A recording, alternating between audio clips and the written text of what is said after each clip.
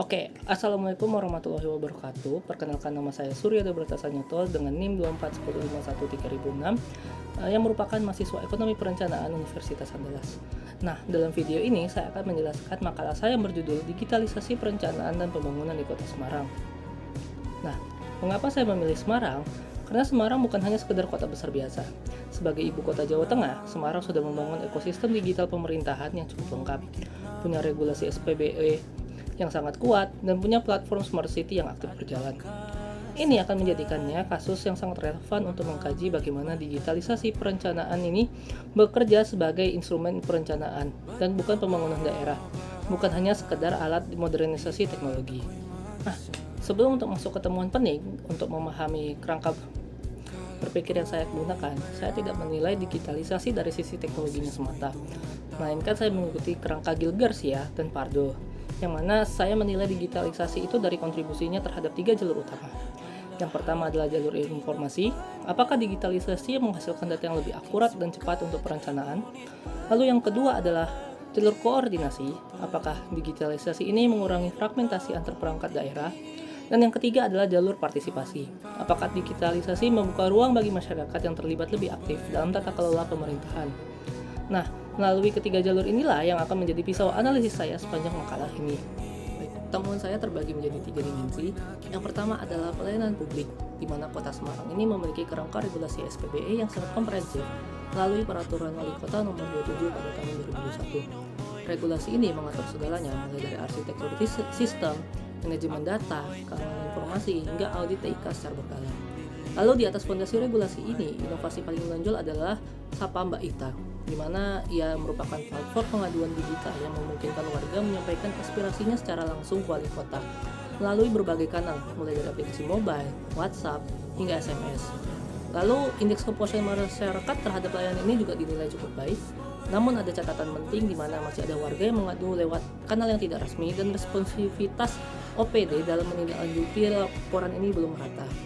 Lalu yang dimensi kedua adalah ekonomi daerah, di mana sektor informasi dan komunikasi Semarang tumbuh dari 19,60 triliun menjadi 21,28 triliun dalam waktu 1 tahun. Pertumbuhan ekonomi kota mencapai 5,79% di tahun 2023 dan tingkat pengangguran terbuka itu turun dari 5,99 menjadi 4,91%. Digitalisasi sistem pajak daerah berkontribusi juga pada efisiensi pemungutan dan perluasan basis PAD. Tapi saya perlu jujur, di sini tidak semua pencapaian ini bisa diklaim sebagai hasil langsung digitalisasi, melainkan struktur ekonomi Semarang yang masih didominasi sektor pengolahan dan konstruksi, bukan sektor digital. Nah, lalu dimensi ketiga adalah pendidikan dan sosial. Di sektor pendidikan Semarang, itu mendorong modernisasi manajemen sekolah berbasis digital dan mendapat dukungan program revitalisasi satuan pendidikan dari Kemendikbud. Di sektor sosial, integrasi data dan kependudukan dengan sistem kesejahteraan sosial membantu penargetan program bantuan yang lebih akurat. Program dana operasional sebesar 25 juta per RT yang baru diluncurkan juga memanfaatkan mekanisme pelaporan berbasis sistem informasi daerah. Nah, yang selanjutnya adalah tantangan dan strategi, di mana Semarang punya fondasi yang solid, tetapi ada 4 tantangan struktural yang belum dapat terselesaikan dengan baik.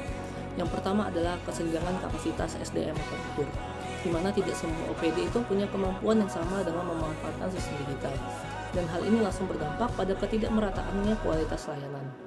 Lalu yang kedua adalah interoperabilitas sistem yang masih belum optimal, karena masing-masing OPD itu membangun aplikasinya sendiri, menciptakan kekacauan data ya. Alih-alih mengintegrasikannya menjadi satu data. Disitulah letak masalah kedua.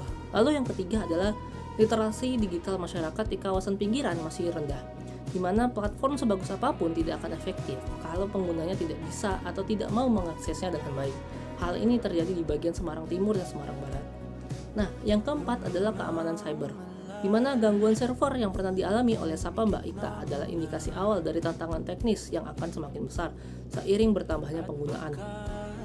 Lalu untuk merespon tantangan ini, strategi yang cukup relevan mencakup standarisasi pelatihan SDM di seluruh OPD, percepatan integrasi platform di bawah tim koordinasi SPBE, lalu ada perluasan literasi digital berbasis komunikasi RT dan RW, lalu ada serta mengaudit sistem dan pemulihan data secara berkala.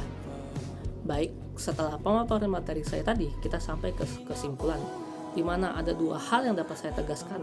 Secara positif, Kota Semarang adalah salah satu contoh pemerintah daerah yang paling serius dalam membangun infrastruktur digital pemerintahan. Regulasinya komprehensif, platformnya aktif, dan dampaknya terhadap efisiensi layanan dan pertumbuhan ekonomi sudah terlihat. Namun, di sini ada namunnya. Secara kritis, digitalisasi di Semarang ini berada pada level digitalisasi proses, bukan transformasi tata kelola secara fundamental.